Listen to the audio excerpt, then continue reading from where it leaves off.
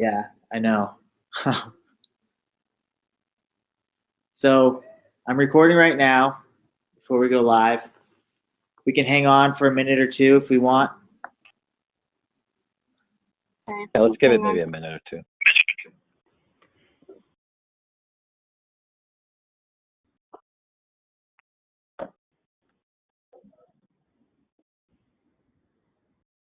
A lot of people these days use webinars as like they'll go back to it. They're expecting the recording. This is being recorded, correct? Yeah.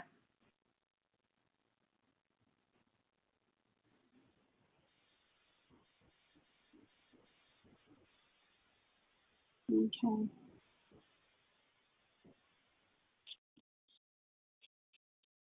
All right, I'm going to start at 9:02. As soon as you tell me to start with. As soon as you're ready. Okay, I say we go for it. All right. Here we go.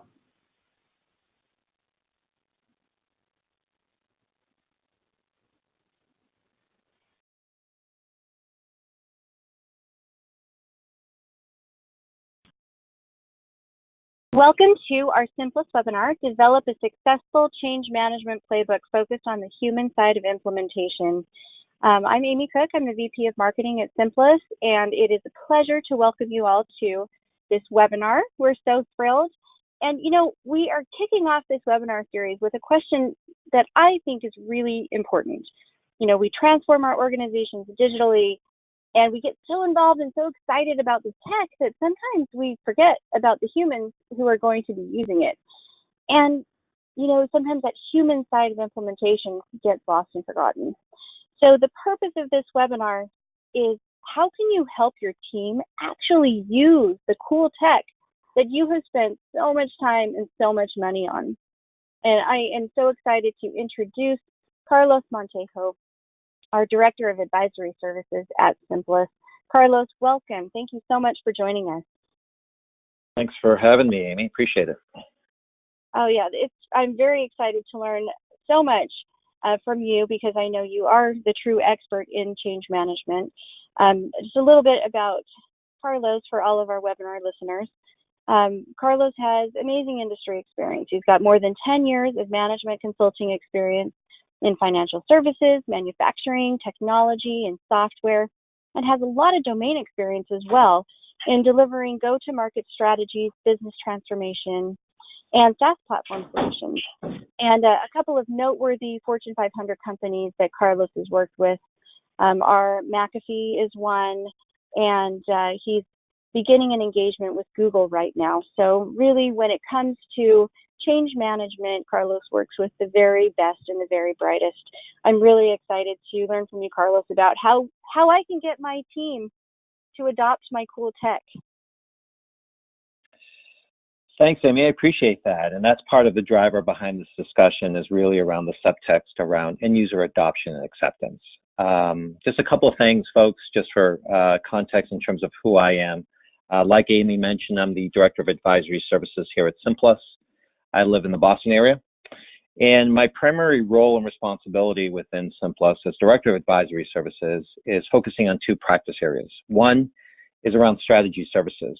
So part of what my team does is develop business cases and strategic roadmaps for customers going through significant business transformation. Now, we look at business transformation through the lens of a CRM platform, and I'll talk about who Simplus is and what our partnership looks like with specifically the Salesforce.com platform. That's one side of my practice. The other side of my practice, which is relevant to this conversation, is around organizational change management. So it's providing services in terms of how do we drive acceptance and adoption regarding large CRM platforms like Salesforce.com or Salesforce CPQ. So we have a very specific way of looking through enterprise platform transformation projects and how do we focus on the people impact to transforming the way the organization does business through technology, through your people, and specifically through your process. That's who I am. In terms of the next 30 minutes, folks, I have a very detailed agenda that I want to go through. I'll do a quick overview of who Simplus is. I'll talk about specifically defining exactly what change management is because there's many different interpretations and understandings in terms of what it really means.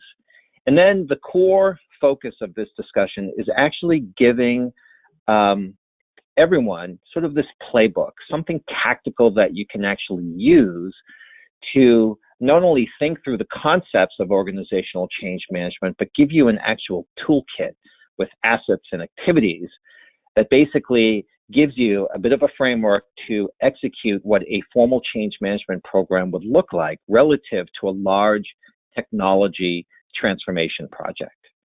On the back end of this call, folks, I will leave about 10 to 15 minutes for Q&A. So I would encourage, to ask questions.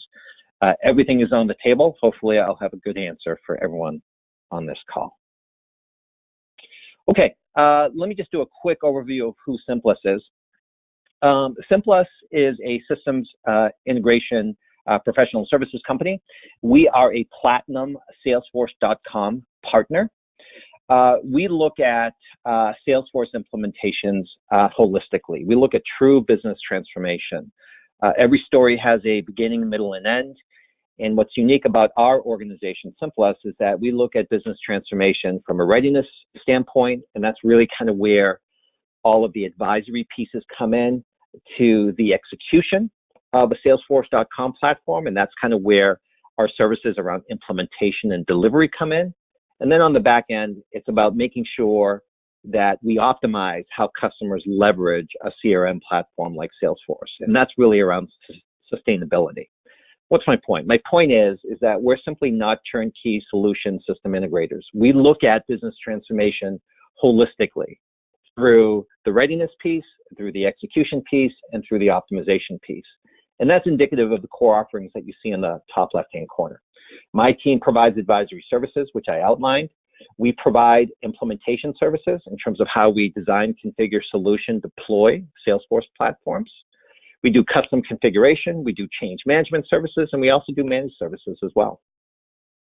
What's unique about Simplus, everyone, is that we look at cross-dimensionally the different types of Salesforce platforms that customers can tap into. We specialize in Sales Cloud, Service Cloud, and Marketing Cloud, but our niche differentiation within the marketplace is that we are the leading CPQ system integrator pretty much in the world. No one has done as many Salesforce CPQ implementations or has the domain knowledge of Salesforce CPQ.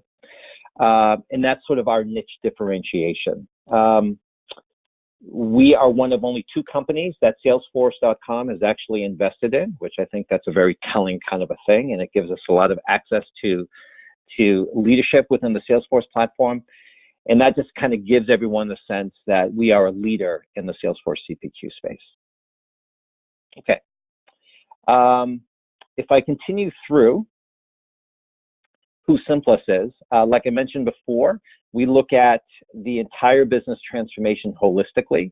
We just don't look at implementation services. There's advisory. We look at data integration strategies, change management, and managed services as well.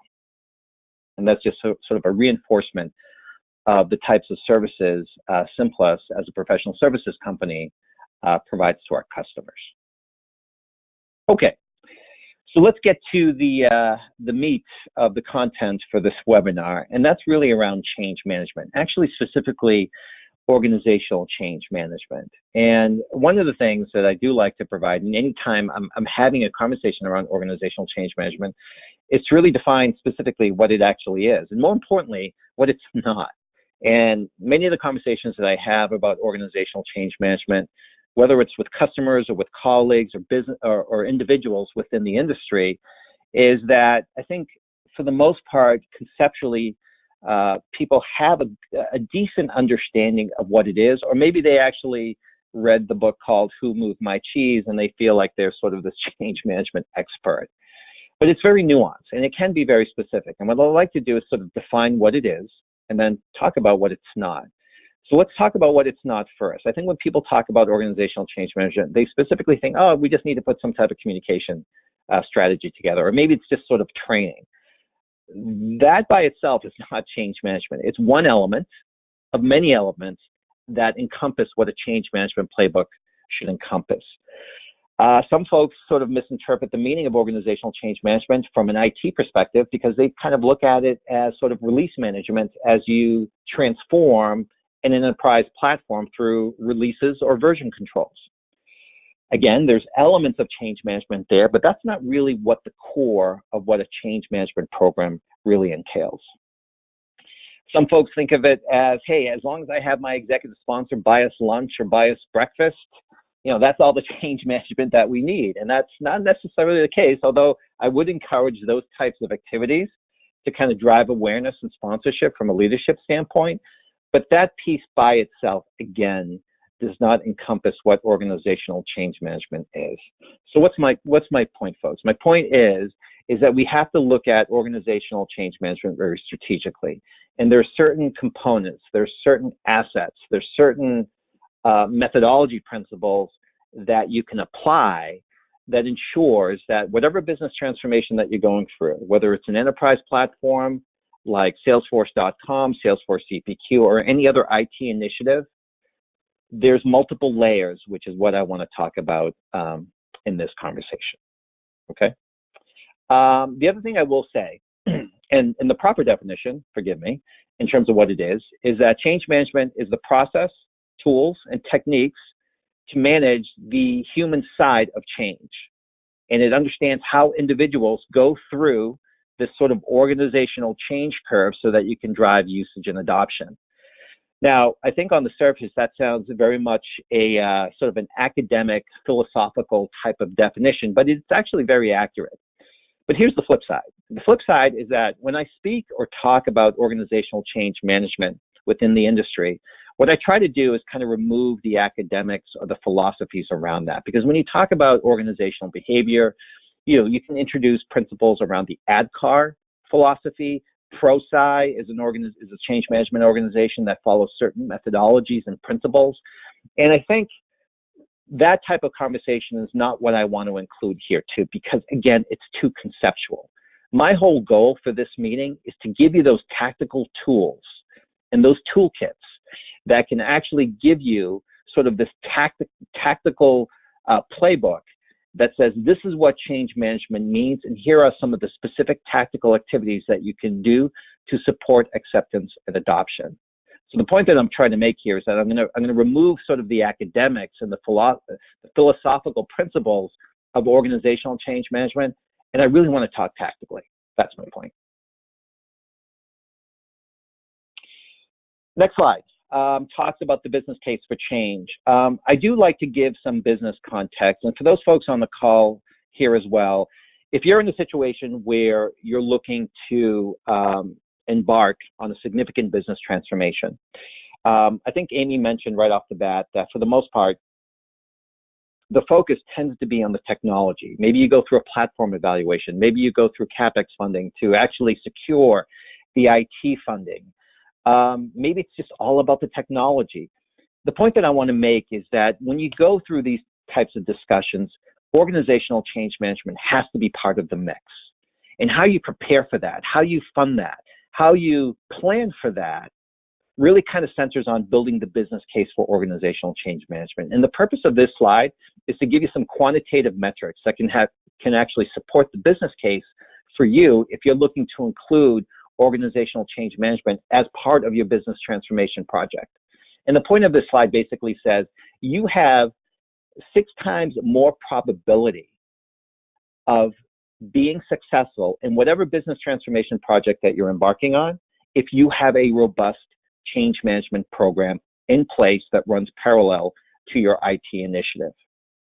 If you have basics, a baseline change management that's not robust, call it poor, call it fair, this gives you a percentage of success, probability of success across a change management program that's labeled as poor versus something that's labeled as excellent. So 96% probability of project success if you have a very robust, excellent organizational change management program in place. And that's a pretty significant metric that hopefully will help you build a business case around why organizational change management is crucial and critical to the success of your business transformation project. The purpose of this slide, folks, is just to give you a sense of when you should actually engage conversations in actual activities on organizational change management. The one thing I've learned, number one, is that folks, for the most part, understand organizational change management conceptually. They just don't understand tactically how it actually should be executed. The other piece that I've learned as well is that sometimes they factor in change management too late in the implementation process. So the whole idea of strategizing how you would approach change management relative to your business transformation project, that has to be done upfront. And you have a 64% probability of driving success if you include change management as part of your initiation phase or planning phase of your business transformation project. If you get too late into the cycle, maybe you decide at the last minute, 3 weeks before go live, that you need a structured change management program. By that time, it's way too late, and you're working behind the 8 ball. The point of this slide is to really prepare upfront what that change management program looks like. So what's the aim of change management? So the subtext, folks, and I've kind of repeated myself here a little bit, is that it's all around end user adoption and acceptance. So how do you drive behavior? And how do you consider the impact to people on a significant IT business transformation? Adoption, acceptance, that's sort of the key in terms of the benefit of a structured change management program. And again, based on the metrics that I shared, it's really around increasing the probability of project success. My definition of project success is not about meeting timelines and staying on time and on budget. That is one metric that is clearly an IT metric. When I talk about success, I am talking about whether or not people are using your new application. There's so many different stories where you can solution, design, configure, the Cadillac of all enterprise platform systems. It doesn't necessarily people are going to use it. So this notion of if you build it, they will come is actually a false statement. You have to lead people into that direction, and that's really around setting expectations, driving awareness, and making sure that people understand what's the benefit to them as an individual and what the benefit is to the overall organization as to the reason why you're going through this IT business transformation program.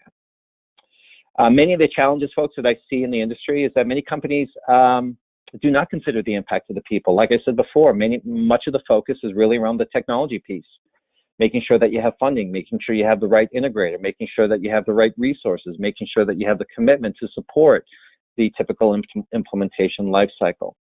So that's a challenge. The other challenge is that most companies may not have, for example, a field enablement effectiveness organization where you have certified pro-side change management experts who know how to manage large enterprise business initiatives. Now, the solution here, and my recommendation is that for folks on the call is to develop and organize a change management center of excellence, right? So how do you manage multiple enterprise programs throughout your company's life cycle to drive readiness, to ensure people are using it the right way, to motivate people to use the platform in new and improved ways, okay? And part of the change management solution is to get to the desired state as soon as possible. You want to make sure that they're tapping into the application, using it the right way, tapping into the data analytics and making sure that usage is correct, that you have a single view of the customer, and that the left hand talks to the right hand across the many different functional areas or process areas that you have in place.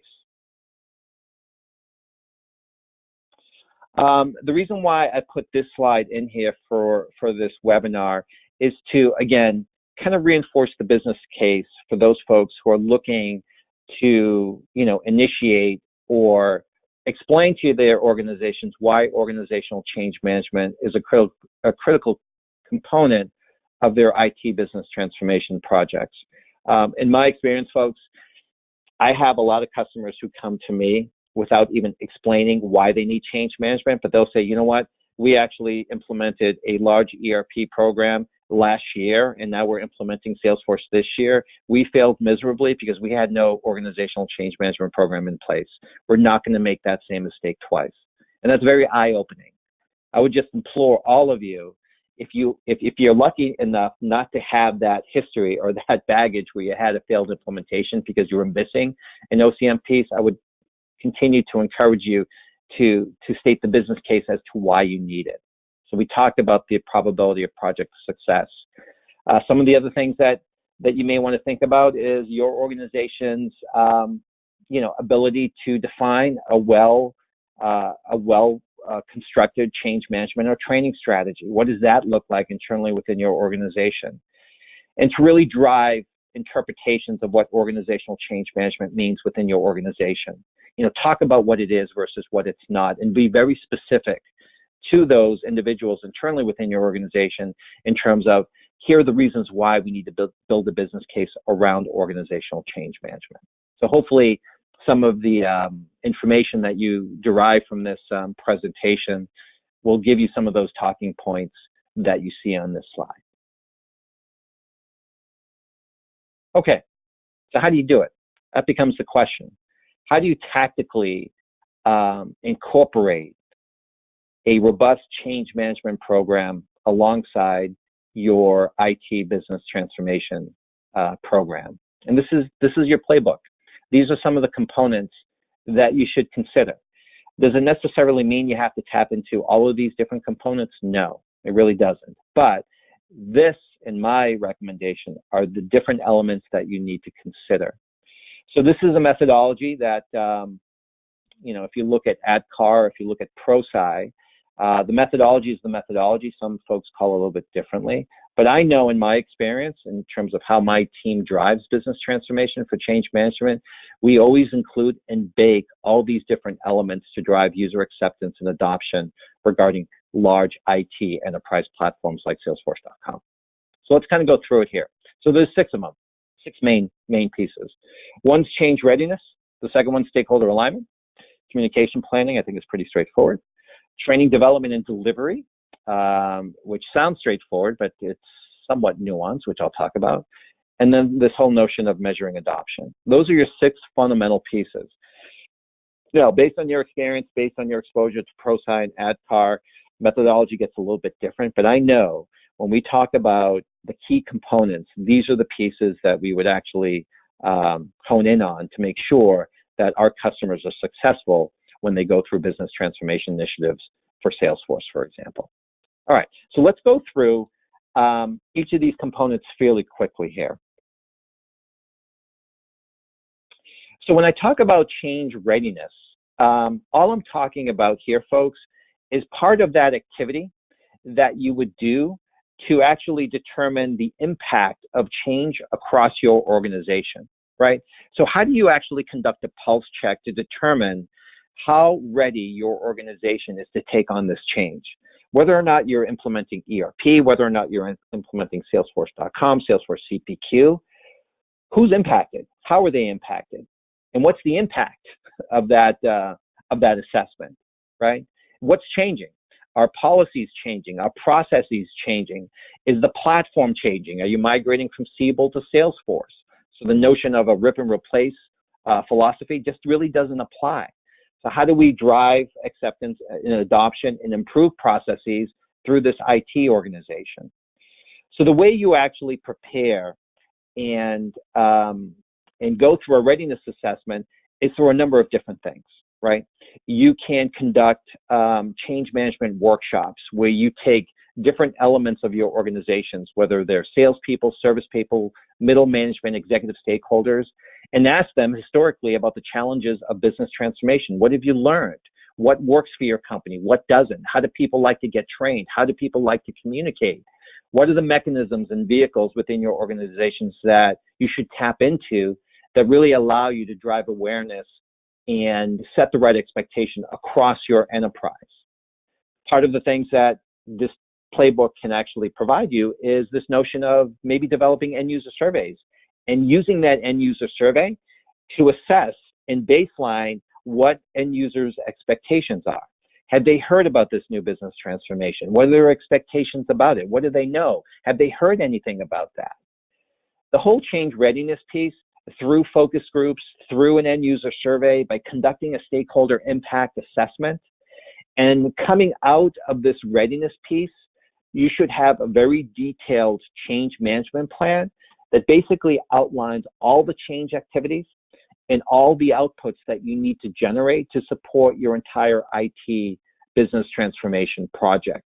This readiness piece is sort of like a strategy analysis, but it's focused around change management. You can develop a readiness report, and you should have a very tactical, robust change management and training plan. How do you communicate? How often do you communicate? What's the channel of communication? Who is the communication going to come from a communication standpoint? From a training standpoint, what's going to be trained? How are you going to train them? What processes do you need to focus on? What are the business requirements, right? We need to avoid sort of this functional point and click type of training. We have to make sure it resonates with the end users. How often are you aligning different levels of the organization? All of that tactical information comes out of a robust change management and training plan that you would derive based on the findings that you do on your change readiness assessment. That's the first piece. As you go through each of the other pieces here, just give me a second. The second piece is around stakeholder alignment. So let me explain what stakeholder alignment is very quick. So if I look at this sequentially, the first thing that you do from a playbook standpoint for change management is you have an implementation track that's ongoing.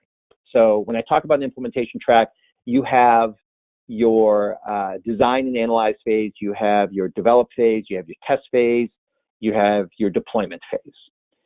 As that implementation track continues, you should have a change management track that runs parallel, side by side with that implementation track. So if I look at it sequentially, that change readiness happens during the initiation and planning phase of your project, right? That sort of defines how you tactically execute your change management strategy. When you're ready to engage your organization, the stakeholder alignment happens throughout the entire implementation, even starting in an analyze and design phase.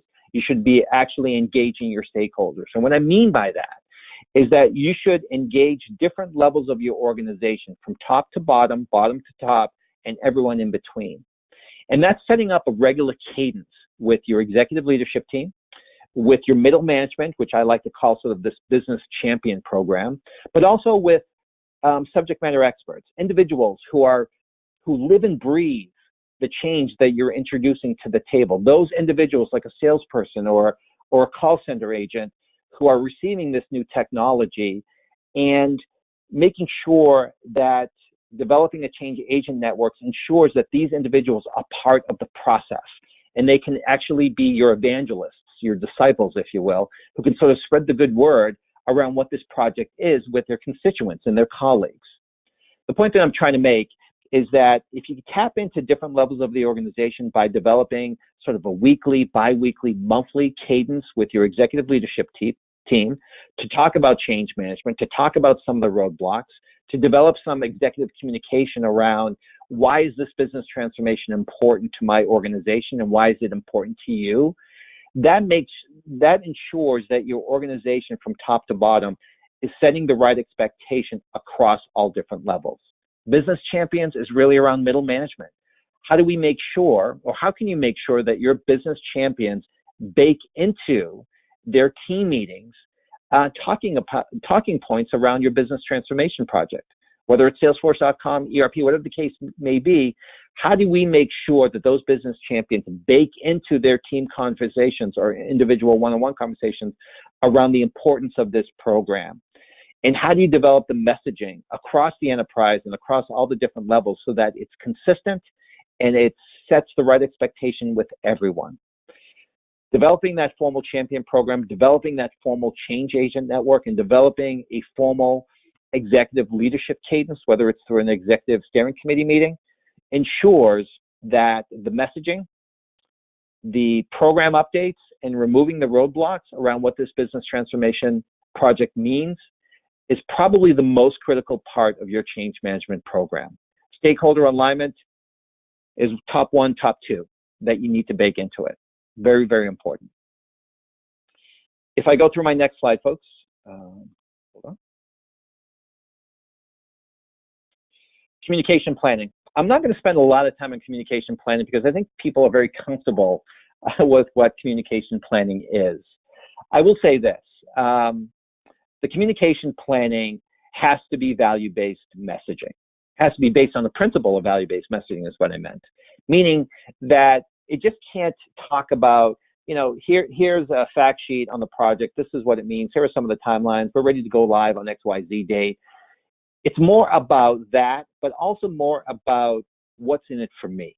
What's the value this new platform is bringing value to me as a sales manager, as a service rep, as a call center agent, as someone who works in deal desks, or as a manager. How does this make my job much easier? How does it improve my productivity? How does it provide more of a holistic single view of the customer? How does it help me drive value in terms of how I manage my customer relationships? Or maybe how does this platform help me sell better, right? Work smarter versus work harder, right? So the communication planning around what it means in terms of the vehicles for communication, the frequency of the communication, who it comes from, the channel in which it's derived from, that is slightly nuanced. But my recommendation when you go through a communication strategy is making sure that the messaging and the content is relative to the individual that's part of the audience. How does this help me, number one? And number two, how does it help the broader organization? Now, whether that's a mission statement, whether that's a program charter with guiding principles, you have to make the messaging relative to the individual. And that gives them sort of the answer to the question why. I've also included some best practices when you communicate. Over communication, I actually think is a good thing in some organizations, right? So typically you have to repeat messages 5 to 7 times. I talked about the what's in it for me messaging, but I also have a lot of experiences with large Fortune 500 companies where over messaging is sort of a bad thing. Large sales organizations receive hundreds and hundreds of emails on a daily and weekly basis. So how do you be a little bit more strategic and pinpoint and targeted in terms of how you pinpoint some of the messaging based on who your organization is? So that is communication planning in terms of some of the tactical things that you can actually do. And when I talk about some outputs, folks, emails I think are always good. Newsletters, although too many emails is not necessarily that good. Newsletters, fact sheets, and executive communication. I love the notion of establishing some type of intranet site that basically houses information about your business transformation project. Salesforce Chatter is a terrific way to communicate across your enterprise as well. But establishing some type of one-stop shop platform or intranet site where you can house all this communication and share and collaborate around this IT business transformation is an excellent way in terms of driving communication as part of your change management plan. Training. Let me talk about training really fast because I do want to give 10 to 15 minutes on the back end to open it up to questions and answers. The training development and delivery piece, the purpose of this slide is just to kind of give you some methodology recommendations in terms of how you would do that, right? I don't want to spend too much time on here, but I do want to talk about the approach when you actually develop end user training for your projects. A couple of things that you want to consider as well. I guess the overarching goal when you put together a custom end user training program to support your IT deployment is that you look at it very strategically and that it's not about application training. In other words, it's not about point and click training. It's about transformation in terms of how your application fundamentally will change the way you actually perform your job in terms of your role and responsibility. The point that I'm trying to make is that when you actually start developing an end user training curriculum, it has to be persona-based. It has to be process-based. The application is just an element or a byproduct of the end user training program, but how that application changes processes, how that application changes the way your business model works, all of those different elements need to be baked into the training curriculum. using the application and the different step-by-step processes that you would have to perform in the application obviously would be a part of that. But teeing up the curriculum in a way that says, here's the current state of how we used to do it. Here are some of the challenges that you had in the past. Here is how this new platform is going to improve it. Oh, and by the way, here are the new processes that we need to align to support the new platform application. It's got to be persona-based. It's got to be process-based. And you have to have some type of channel that you can train people the right way, right? So whether it's classroom training, whether it's computer-based training where you sort of have a show me, try me, test me mode, whether it's webinar training, giving access to a sandbox environment where end users can actually practice and look at a replication of production is a scenario that I would highly support and recommend before you actually go into deployment.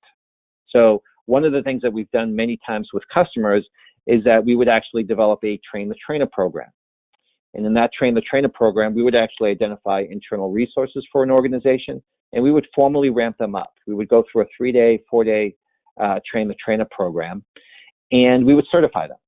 And we would run through the class. We would access the sandbox environment.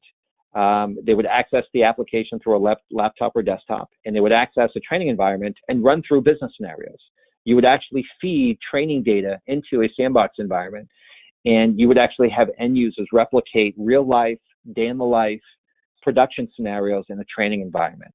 And that gives you a good indication of how these users would replicate those different scenarios once they flip the switch and go live. In terms of output, folks, I'm a big fan on quick reference cards. I'm a huge fan on video tutorials, something very short and sweet, no more than 3, 4, 5 minutes in length, that kind of walks through, here are some of the core functionality pieces within your new platform, whether it's Salesforce, Salesforce Cloud, Salesforce CPQ. Here are the 5 major functionality points that kind of walks you through that process. Computer-based training is also an interesting way of actually deploying training, although it can be very expensive. But the notion that you can do self-paced training through an LMS system, where you sort of have a show me, try me, test me mode, is another possible option that you have. The only thing I would say about a CBT program is that because a platform like Salesforce.com is not static, it continues to evolve and change with all these different capabilities, your CBT program can become quite static real fast, real soon. So the question becomes, how do you invest the money to evolve your CBT program relative to the evolution of your, for example, Salesforce.com platform? But classroom training, video tutorials, there's a ton of third-party applications out in the industry with Salesforce.com, whether it's WalkMe or other third-party solutions, which are other great ways to support the learning process for training. Okay. The last piece was around end user training. Let me try to mix 2 ideas in here as well. Part of what I'm trying to get here in terms of training delivery, folks, is how do you train the end users, right? And we kind of beat that horse to death, right? You can do a train the trainer program. You can deliver classroom training, real time, accessing a training environment. You can do webinars. You have documentation. You have video tutorials as well. But then the question becomes, how do you continuously support the deployment of your new platform for your end users? So they may get training once they go live, but how do you sustain that, right? And part of this recommendation here is that you would evaluate the performance of your training and use the feedback and continue to do a pulse check with your end users to determine, what are the gaps? What are some of the key components that you need to reinforce that perhaps people didn't quite get during the original training? I guess the point that I'm trying to make is really around learning sustainability. How do you make sure that people continuously use the application the right way so that you're driving and mining data analytics the right way in terms of how people are using the application? Let me do a quick time check. I got about 3 minutes here, folks. The last piece I want to talk about is adoption. And again, if I look at stakeholder alignment, which is probably one of the core things that I would focus on. And they're all important too. I mean, end user training, development delivery is important, communication is important, change readiness is very important. But the adoption measurement piece, I think, is an element that many companies tend to miss. And if you remember, as part of our change readiness component, which was the first component that we talked about doing an organizational pulse check. In other words, how prepared is your organization to take on this change? And one of the recommendations that we make as part of our playbook is that we'll actually send out an end user survey. And we use that survey to do that pulse check, but to also gauge readiness. But more importantly, to also baseline adoption. When you look at a significant IT transformation project, you're talking months. You're talking weeks and months. It could be 6 to 8 months, even 9 months. And part of the readiness piece and part of the adoption measurement piece is that you can create and baseline a survey as part of your change readiness piece. And then at certain points of that implementation lifecycle, you can redistribute that same survey to gauge that level of awareness across your entire organization. So if you look at the change curve, and this is me getting into the academics and philosophy of change management, if you look at the change curve, where ADKAR talks about awareness, desirability, and all those different principles, the adoption measurement allows you to track where you are in that acceptance cycle and readiness cycle. And the reason why that's significant is because when you do that pulse check, or when you do that readiness check throughout the implementation and distribute those surveys at certain points of that implementation, then you can react and refine your change management plan. What's working, what's not working? How do we refine our communication strategy? How do we change our approach with the different stakeholder alignment sessions that we developed? That's a terrific way to make sure that you stay on top of how effective and how proactive your change management program is. So if you're looking at a 6-month IT business transformation project, I would do a baseline survey as part of your initiation fees to baseline adoption and readiness. And then maybe 2 or 3 times in that 6 months, I would redistribute that survey, analyze the findings, adjust your change management plan, and watch how your adjustment impacts your change management curve. You want to see that curve go up. You don't want to see it go down. And moreover, is that once you flip the switch and go live, you want to continue that adoption measurement post-production. Now, whether or not you do a post-survey, end-user survey 30, 60, 90 days out, that is sort of the true testament based on the findings that you derive from that, whether or not the readiness piece translate to the acceptance and adoption piece once those end users go live. It sounds pretty simple, but it's a bit of a nuanced process that you would have to go through to make sure that you're tracking that information all the way in the beginning through the initiation phase, all the way through 90 days post-production. This is a very effective way to reinforce the business case that you set up front and to read back with your business champions, your executive stakeholders, that this is how we measured up in terms of success around our change management program. Okay. I've just given you sort of a sample change management plan that aligns to what a typical implementation lifecycle looks like. The whole point in this slide, folks, is just to kind of give you the sense that the change management track and the implementation track do not happen in silos. They run in parallel, and I can speak to all the different collaboration points in terms of where these change management activities occur relative to your implementation lifecycle. There are connectors, there are connection points that you can speak to that says, this is what happens when we develop our training program. Once you get into UAT, that is nose to the grindstone, full-blown development around our training program, just to give you kind of a taste in terms of what that would look like. So this is a good example in terms of how you would run a change management program relative to your implementation track. They work hand in hand. The last piece, which I kind of talked about prior to the rollout plan that you see, is just managing the overall effectiveness of your change program. How well did you do, right? So it's using those surveys, it's using those metrics, it's measuring how ready you are as part of that implementation lifecycle, and then it's measuring how well the new program is adopted and accepted by end users. Okay, so I am showing 12 minutes before the hour. I am going to transfer to Amy. Yes, Amy, thank you. Oh, yes, awesome presentation. I learned a lot, and we actually have a number of questions from our attendees, and I was just going to field them to you, if that's okay. Yeah, that's fine. Perfect. Okay, so one person said,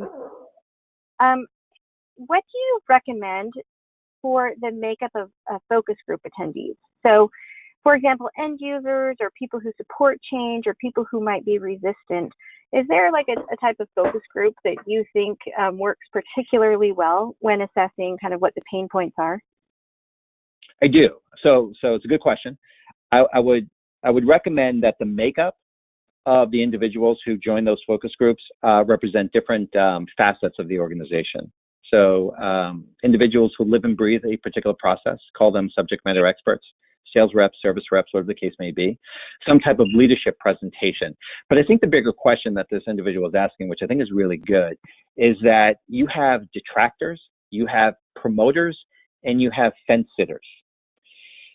When we talk about developing a change agent network, what my team aims to do is to identify those resistors, those detractors, get them into the process and convert them to a promoter. That perspective, in terms of having them transform to sort of this negative perception of what this platform is and converting them over and having them become or convert to a sort of an evangelist, is something I always look for as well. I would also look for advocates because they're going to spread the good word and they're already bought in. They get it. I think that's good. Those detractors can actually swing the pendulum in a very much positive direction. Something to consider. That's great. That's a great response and very interesting in terms of, you know, the best practices for getting those focus groups together to do what you really want them to do.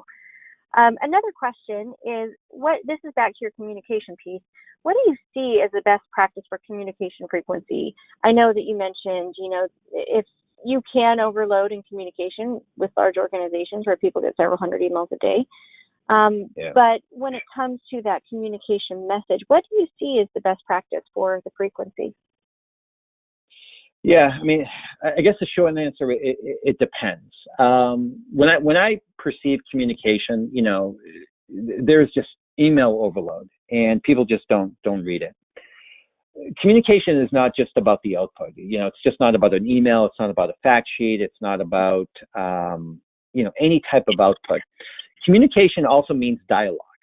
And I guess the point that I'm trying to make, the most effective communication, and this kind of lines up to the stakeholder alignment piece that I talked about, is that giving business champions, leadership, the subject matter experts, your change agent networks, talking points, and having those individuals talk to the individuals about the program, what it is, what it means to them.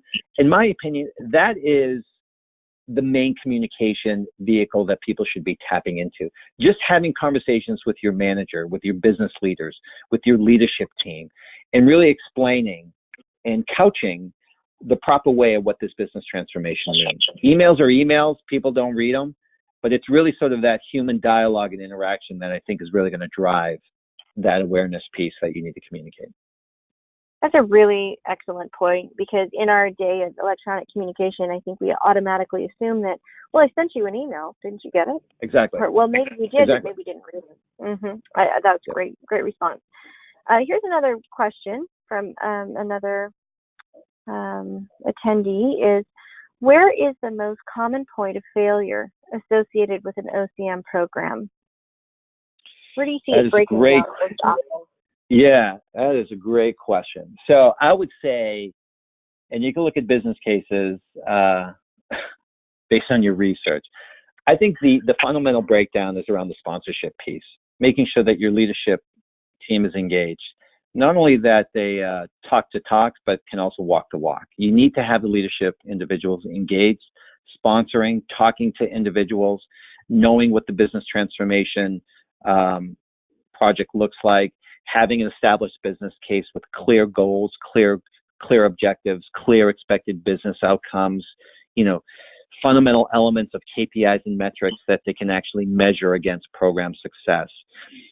I've seen, large business transformation projects fail due to the lack of this executive engagement. And I'm not talking about, like I mentioned earlier, about buying breakfast or lunch, but I'm talking about being actively engaged and really talking about the program, whether it's a, all hands call, whether it's a town hall, whether it's just executive communication and making sure it's part of their, performance goals.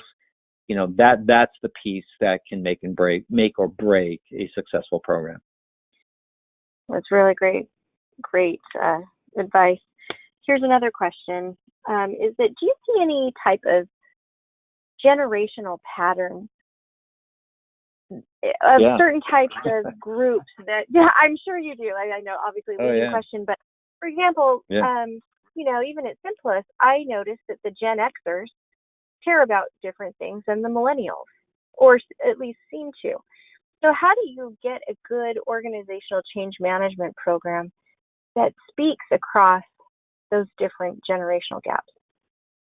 Yeah, that's a great question too, because I see that all the time as well. That kind of parlays into the change readiness piece that I talked about as well, because within the change readiness piece, Amy, we actually do an impact assessment across stakeholders. And we tap into the generational differences as well, right? So you have individuals who are a little bit old school, and then you have individuals who are more technology savvy. So how you communicate and how you reach out to them are totally two different types of approaches. So, for example, maybe old school individuals have to have a more custom end user training experience. They need to touch the application. They need to practice it. Millennials, for example, all you need to give them is a short video tutorial and they're off and running. So part of the change readiness piece, when we do an impact assessment, we do tap into some of those generational gaps and determine how people like to get trained, how people like to receive information, and what are some of the tools that, a Gen X versus a millennial would like to receive information. All comes out of the readiness assessment. That is really cool. So, Carlos, I will be reaching out to you later to do a readiness assessment for the marketing department. Oh, okay, that's good. That's great. Okay, the next question. I don't think that's necessary, Amy. I think you guys are good. Thank you.